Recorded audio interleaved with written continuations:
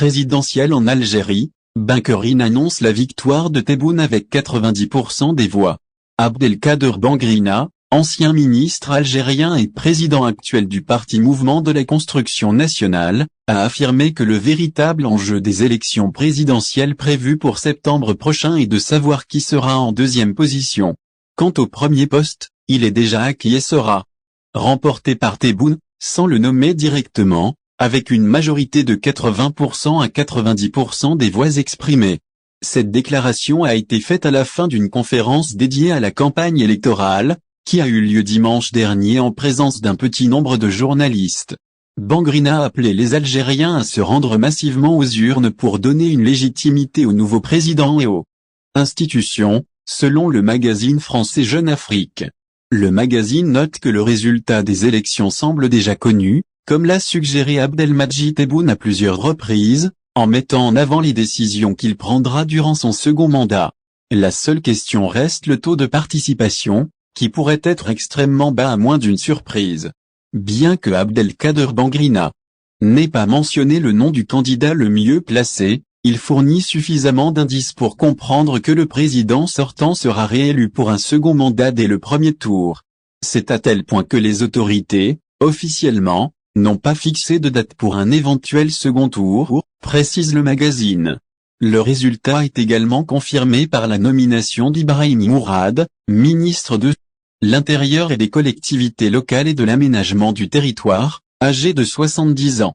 Celui-ci a été mis en congé spécial par décret présidentiel du 14 août au 4 septembre pour diriger la campagne électorale de Tebboune pour les présidentielles du 7 septembre. Jeune Afrique souligne que la fin de la mission d'Ibrahim Mourad en tant que directeur de campagne le 4 septembre est un indicateur clair que les autorités algériennes n'envisagent pas de second tour. Il devrait donc reprendre son poste de ministre de l'Intérieur après la fin de son congé spécial.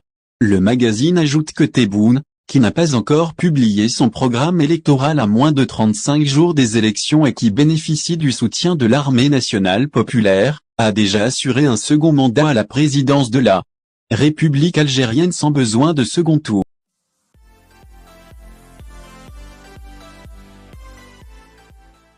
Iman Khelif prend enfin sa revanche sur Elon Musk et J.K. Rowling. Une plainte pénale a été déposée auprès des autorités françaises contre deux figures emblématiques, J.K. Rowling et Elon Musk, pour actes de cyberharcèlement aggravé dirigés contre la boxeuse algérienne Iman Khelif. L'accusation repose sur des déclarations de ces célébrités qui ont prétendu que Khelif était un homme, alimentant ainsi une vague de haine et de harcèlement envers elle pendant les Jeux Olympiques de Paris 2024. Iman Khelif, qui s'est distingué par ses performances exceptionnelles sur le ring, a été la cible de nombreux commentaires malveillants et attaques personnelles suite à ces allégations infondées. Les affirmations de Rowling et Musk ont exacerbé une situation déjà tendue, plongeant la championne dans une tourmente médiatique et sociale. Ces déclarations non seulement portent atteinte à l'image de Khelif, mais elles amplifient également les comportements haineux à son encontre, mettant en lumière une problématique sérieuse de cyberharcèlement. Les autorités devront examiner cette plainte avec rigueur, car elle soulève des questions cruciales sur la responsabilité des personnalités publiques dans la propagation de discours nuisibles. En attendant l'évolution de cette affaire, la communauté sportive et les supporters d'Iman Khelif espèrent que justice sera rendue et que des mesures seront prises pour prévenir de telles situations à l'avenir. Cette affaire met également en avant l'importance de la responsabilité en ligne et la nécessité de protéger les athlètes contre le cyberharcèlement.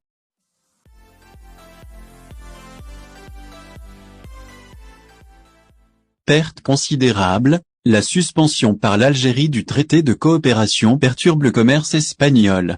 L'Espagne occupe actuellement une position de leader mondial dans le domaine des émaillages en verre et des couleurs pour céramique, c'est-à-dire la partie qui recouvre les carreaux, leur donnant le design et la couleur souhaitée. Après l'Italie, l'Algérie était le principal marché vers lequel les entreprises espagnoles exportaient ces produits. Depuis le début du conflit entre l'Espagne et l'Algérie, l'Association des fabricants de carreaux et de céramique, ANFEC, a enregistré des pertes s'élevant à 40 millions d'euros. C'est pourquoi elle demande au gouvernement espagnol de trouver une solution diplomatique au conflit dans les plus brefs délais. Le blocus commercial imposé par l'Algérie a été un coup dur pour le secteur des carreaux, en particulier dans le domaine de l'émaillage et des machines céramiques.